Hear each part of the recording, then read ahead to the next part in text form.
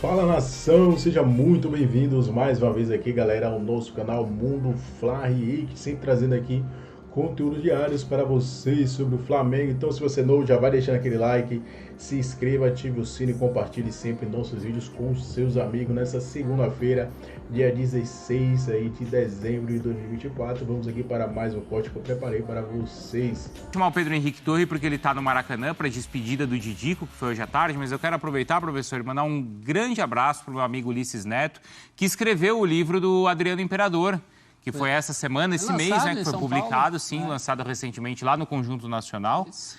E o Ulisses começou, eu tive a felicidade de começar minha carreira junto com o Ulisses na Rádio Jovem Pan. Legal. Então trabalhamos juntos por muitos anos e fiquei muito feliz em ver que o autor do livro do Adriano é o Ulisses. E aí eu recebi um exemplar essa semana dele, fiquei muito feliz. Legal. Mas agora temos o último capítulo dessa história, o nome do livro é O Meu Maior Medo, não é isso? E que grande personagem, hein? Ele é. Esse rei de livro mesmo. Meu Maior Medo, é isso aí, é o nome do livro do Adriano e indico já aí para todos vocês. Agora, Pedro Henrique Torre, o último capítulo, a última página, então, desse livro foi escrita agora à tarde no Maracanã, é isso? Que já está adormecido, Pedro? Boa noite. Tudo bem, Bruno? Um grande abraço para você, um abraço aí para o Mauro, o professor Celso, Prates, todo mundo com a gente nesse Sport Center. Olha, tá adormecido pelo Nomútil, porque a gente segue aqui dentro tá escuro e tudo mais, mas estamos ouvindo ali do lado de fora, tá um foguetório, uma queima de fogos, um som, a gente nem sabe se tem a ver com o Adriano, provavelmente sim, alguma coisa que os amigos prepararam para ele ali, mas a gente segue aqui do lado de dentro. Pois é, uma despedida do Adriano marcada muito pela emoção, né? Do Adriano dando adeus aí ao futebol, que ficou naquelas idas e vindas por tanto tempo e nunca tinha dado um adeus definitivo. Aí hoje marcou, assim, com os seus grandes companheiros ao longo de tanto tempo.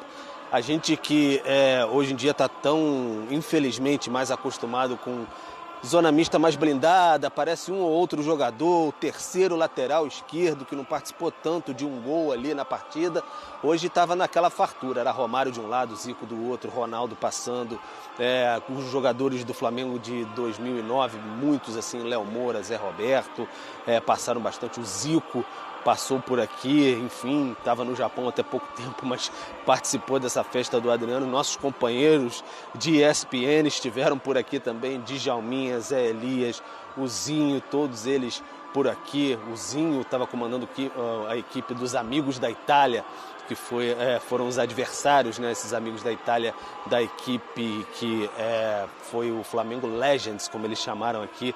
Então esses dois times se enfrentaram e tudo muito legal para, enfim, homenagear o Adriano aí nessa trajetória bonita que ele teve no futebol.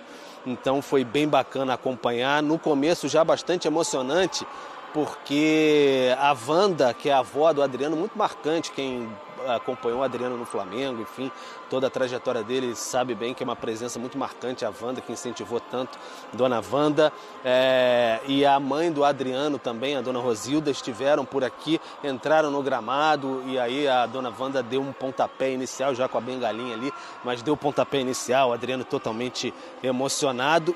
E na segunda etapa, muito mais emoção, porque o Adriano jogou o primeiro tempo com a camisa do Flamengo e o segundo tempo com a camisa aos 30 minutos do segundo tempo, parou tudo. Era uma surpresa para o Adriano, o telão do Maracanã mostrou ali o pai do Adriano, o seu Almir, que morreu em 2004. É uma história muito marcante para o Adriano, enfim, ele era muito ligado ao pai. Aí, com a ajuda de inteligência artificial, um recado do pai do Adriano, a voz do pai do Adriano pedindo para ele se despedir com a camisa do Flamengo. Então ele voltou, recebeu da mãe a camisa do Flamengo e voltou para o time do Flamengo. Aí o Adriano se desmanchou, foi às lágrimas totalmente, né? Parecendo a imagem do pai com a voz, com o recado de hoje em dia, terminando assim com nem cavalo aguenta, com aquela frase típica do Adriano. Então foi tudo bem emocionante e, por que não, também bastante divertido. Terminou 4-3. Placar existe no jogo, né? 4-3, o Adriano fez um gol para cada lado, fez um gol pelos Amigos da Itália, fez um gol pelo Flamengo também, fechou a partida no 4-3, um gol de pênalti, então ficou tudo bacana. O Romário fez gol pelo Flamengo, o Edilson e a Tirson pro Flamengo também, e o Adrianinho e Rui fizeram, Adrianinho, filho do Adriano e o Rui fizeram os gols dos amigos da Itália. Mas, enfim, muita emoção, como eu disse, e muita gente importante, como eu destaquei também, que passou por aqui antes do início da partida numa zona mista montada aqui no Maracanã. E aí agora a gente acompanha um pouco do que falaram sobre Adriano. Tem Zico, tem Romário, tem Ronaldo, enfim, muita gente importante passando por aqui. Vamos acompanhar. Tem muitas histórias com o Didico, um amigo de muito tempo, um cara que escreveu uma história incrível no futebol.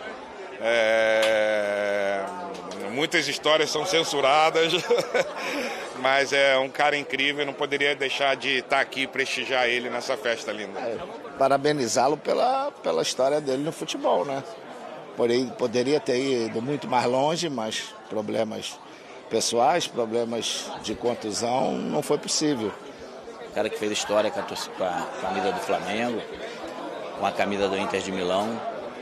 Eu fico muito feliz e honrado em ter sido convocado para participar da última batalha do Imperador, e eu estou aqui como guerreiro para fazer a minha parte. Eu estou muito feliz, né, de poder rever meus amigos, meus companheiros, e ainda mais no Maracanã. Eu acho que você não sabe a emoção que eu tenho, e eu estou muito gratificante por isso tudo, mas o Papai do Céu sabe o que faz, então tudo bem.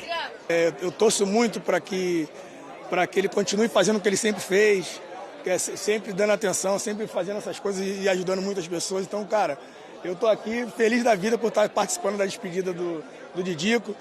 Por mim, ele não pararia de jogar.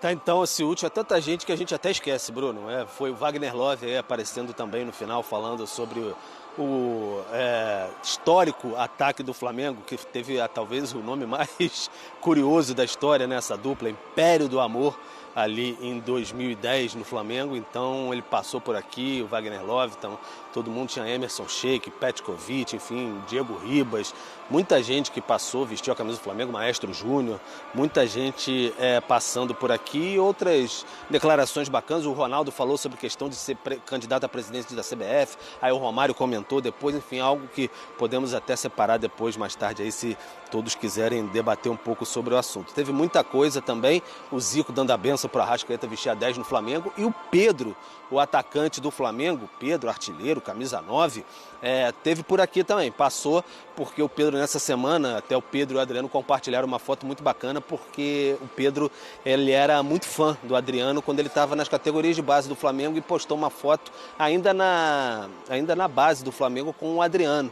E aí durante essa semana, ele foi até a casa do Adriano e repetiram a foto. Agora o Pedro adulto, jogador profissional, ídolo do Flamengo, ao lado do Adriano. Então se divertiram, mas o Pedro veio aqui só para prestigiar, vestiu a camisa, posou ali para a foto, mas voltou. Ele até deu a declaração, falou que ainda está longe um pouquinho, tem que esperar o processo de cicatrização do joelho, mas está recuperando bem, está se recuperando bem, então ele veio só prestigiar. Muito torcedor do Flamengo, o que o Pedro está fazendo aí? Vai jogar? Não, foi só prestigiar, veio só prestigiar mesmo o Adriano. Então foi uma festa bonita, emocionante, a última batalha do Imperador. Bruno. É isso, e merecida, né? Obrigado, viu, Pedro Henrique Torre. Aliás, enquanto você sugeria para a gente ouvir a palavra do Ronaldo falando sobre CBF, a gente já separou o trecho e a gente vai ouvir agora, então, o que o Ronaldo Fenômeno falou sobre essa possibilidade de ser presidente da CBF. O tema desta live é o Flamengo. Por quê? O Flamengo é um clube que está em evidência, como sempre, mas neste final de ano por um motivo muito especial. Na próxima quarta-feira, dia 18 de dezembro, às 20 horas, no Salão Nobre da Gávea, na sede do clube, Luiz Eduardo Batista, o BAP, será empossado presidente do Flamengo para o próximo triênio. E está terminando a era Rodolfo Landim, que durou 6 anos. Ele assumiu em janeiro de 2019 e está saindo do Flamengo agora, depois de conquistar 13 títulos e ter deixado o Flamengo numa posição financeira privilegiada. Já há mais de 4 anos que o Flamengo tem um faturamento superior a R$1 bilhão. É o maior faturamento de futebol da América. Mas, apesar dessas grandes conquistas, o Rodolfo Landim não conseguiu se reeleger, né? E uma das principais críticas ao Landim foi exatamente a forma como foi feita a gestão do futebol do Flamengo, né? Que foi entregue ao Marcos Braz, um dirigente que tem muita história no Flamengo. Marcos Braz era o dirigente quando o Flamengo foi campeão da Copa do Brasil em 2006, em cima do Vasco. Quando conquistou aquele campeonato brasileiro de 2009, naquela arrancada impressionante, com Adriano, Pet, Angelim, Léo Moura, Companhia Limitada, era o Marcos Braz o responsável, o dirigente ali de futebol. Ele depois ficou algum tempo afastado e retornou com Rodolfo Landim. Muitas contratações, boa parte delas deram certo, contratações importantes, conquistou muitos títulos. 13 títulos, como eu já disse aqui, só na gestão Rodolfo Landim. Ou seja, é um cara que tem história, que é um vencedor. Entretanto, ao mesmo tempo, Marcos Braz é um cara popular, é um político, ele é um vereador, inclusive, e é polêmico. É aquele dirigente que conhece muito bem os bastidores do futebol, os seus meandros, conhece muito bem, né, o trabalho dos empresários, é um cara que tem livre circulação no meio de futebol, né? E neste período agora, à frente do Flamengo, ele ampliou os seus laços para a Europa. Vocês se lembram do mochilão do Flamengo? Ele esteve várias vezes lá na Europa, buscando contratar jogadores, treinadores e outras coisas mais. Então, ele ampliou o seu horizonte de atuação. Mas é um método que, apesar de vitorioso, também deixou algumas falhas e tivemos equívocos importantes. Como, por exemplo, durante um bom tempo, algo que, aliás, não começou agora, desde que o Flamengo, né, existe, sempre foi assim. Mas agora, nessa gestão do Rodolfo Landim, muitos treinadores saíram. O Flamengo deu um tiro muito certo que acertou no alvo em cheio e rendeu até mais do que se esperava. Jorge Jesus. Aí depois, Dorival Júnior. Deu muito certo. Dorival Júnior. Rogério Ceni, pode-se dizer que deu certo. Conquistou 3 títulos com o Flamengo.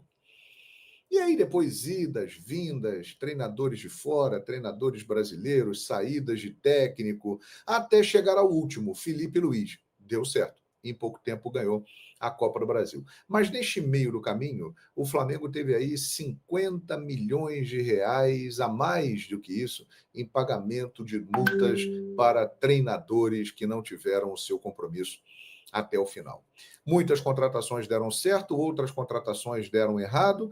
Em determinados momentos, os jogadores do Flamengo tinham um poder e uma força muito grande no vestiário. O Marcos Braz, na sua forma de gerir, em muitos momentos, era um grande companheiro dos jogadores. Ele tinha uma relação, e tem ainda, de muito afeto com muitos jogadores, e uma relação que muitas vezes não era aquela de patrão para empregado. E as coisas muitas vezes acabaram ficando um pouco confusas no meio desse caminho, e também situações da vida particular dele que acabaram afetando o Flamengo, né? Aquela confusão lá no shopping e uma polêmica muito grande, tal, ele que também é vereador. Ou seja, o Marcos Braz é isso aí que todo mundo conhece. É um dirigente vitorioso, que tem história, é polêmico, tem palavras fortes, firmes, mas para muitos o Flamengo não conquistou mais títulos nesta gestão Rodolfo Landim, porque o Landim exatamente insistiu muito com ele e em determinados momentos o vestiário não tinha o respaldo de quem estava acima. E muitos treinadores saíram assim. Esse é o perfil de Marcos Braz, que Rodolfo Landim apostou. BAP vai assumir. Ainda não está anunciado oficialmente, mas deve chegar ao Brasil no próximo dia 26 de dezembro um profissional que vai receber salário, que terá um contrato para ser o diretor esportivo do Flamengo, que cuidará de todo o futebol do clube, da base até aqui em cima, até o profissional. Ele vai olhar tudo e terá pessoas colocadas da confiança dele e do presidente para gerir esses setores do futebol. Mas ele será o chefe do futebol e será um profissional. José Boto. E nós vamos falar muito dele hoje aqui nessa live, porque vocês vão perceber que o BAP está trazendo alguém que é completamente diferente do Marcos Braz, que tem uma forma de trabalhar e uma história no futebol diferente do Marcos Braz. O Braz é um dirigente, podemos dizer, à moda antiga, boleirão, tal. E o Flamengo está trazendo um estrangeiro, um português, que é profissional. Ele não terá nenhum vínculo afetivo, emocional com o Flamengo. E ele tem um perfil de trabalhar que é totalmente distinto do Braz. E vocês vão começar a entender agora. Vejam só, eu vou compartilhar aqui, primeiro, o que se fala de José Boto no Wikipédia, para vocês entenderem melhor essas diferenças de perfil. Olha aqui, o que está escrito aqui.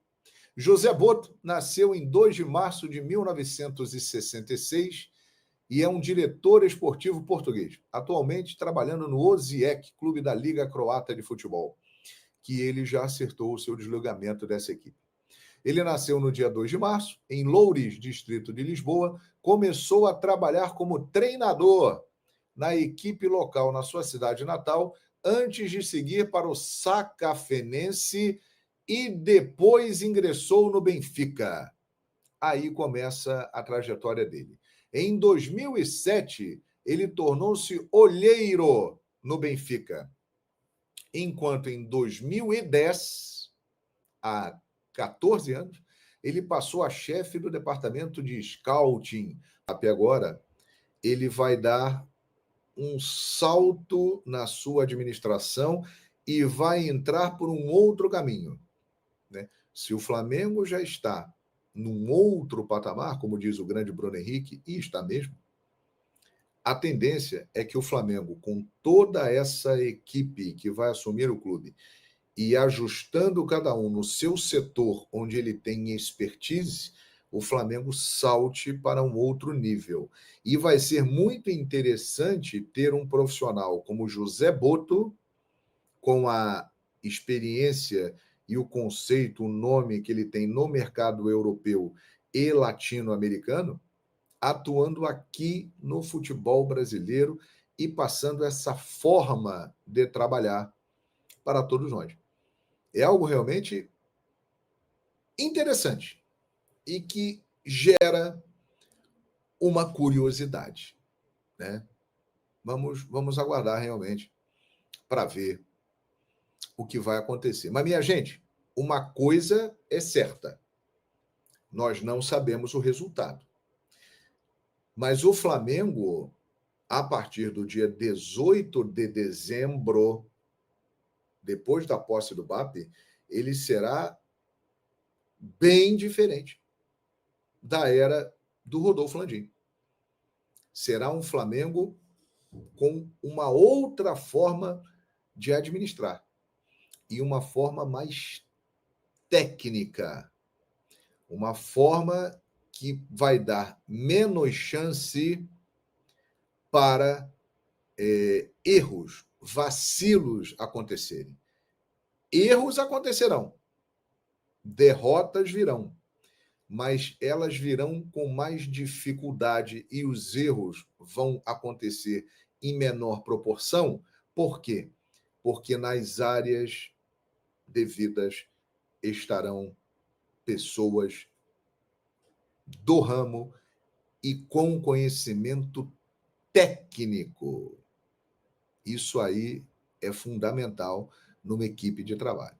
Não adianta você colocar um baterista para tocar piano na orquestra. O pianista tem que tocar o piano. O baterista toca a bateria. Né? A não ser que seja um gênio que toque vários instrumentos. Mas o mais correto é colocar o bom baterista tocando a bateria e o bom pianista tocando piano. É isso aí que a gestão do BAP está prometendo fazer e, inclusive, ampliar essa área de atuação, né, com uma coisa que a gente já vê muito no futebol e no esporte em geral, mas que o Flamengo vai procurar aprimorar, que é a parte psicológica, um acompanhamento mais de perto em todo o futebol do Flamengo como um todo, desde o fraldinha até o profissional, uma assessoria melhor, porque não é fácil você jogar num clube da grandeza, da divulgação, né, da imensidão que é o Flamengo, né, a repercussão que tem o Flamengo. Isso aí é muito grande para o bem e para o mal. Então, realmente, tem que haver um preparo psicológico, uma equipe de trabalho que será formada para acompanhar isso e passa muito pela gestão esportiva, um termo muito utilizado pelo Boto nas suas entrevistas. Profissionalismo e não paternalismo. A gestão vitoriosa do Landim no futebol, muitos momentos com o comando do Marcos Braz, teve paternalismo em alguns momentos.